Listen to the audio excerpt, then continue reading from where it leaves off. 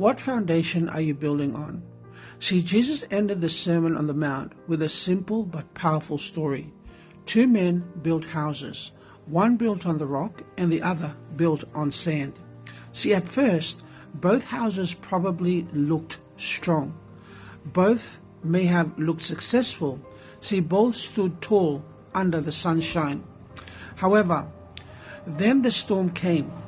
The rain fell, the flood rose, and the winds beat against both houses. You see, and suddenly the real foundation was revealed.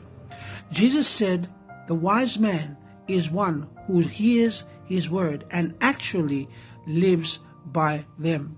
However, the foolish man hears the same truth but never applies it. This is one of the greatest spiritual dangers today, friends. Many people enjoy inspirational sermons. They repost Bible verses. They know Christian language. However, hearing truth is not the same as building on truth, because storms reveal foundations.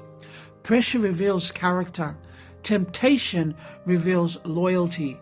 And pain reveals what we truly trust.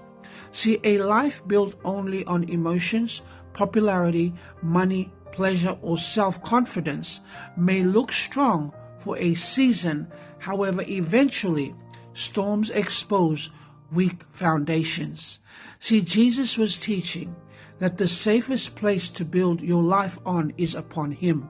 Not just knowing about Him, not just attending church, but allowing His Word to shape your decisions, your habits, your relationships, and your character.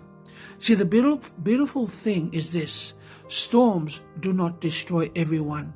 The house on the rock still faced the storm, but it stood firm.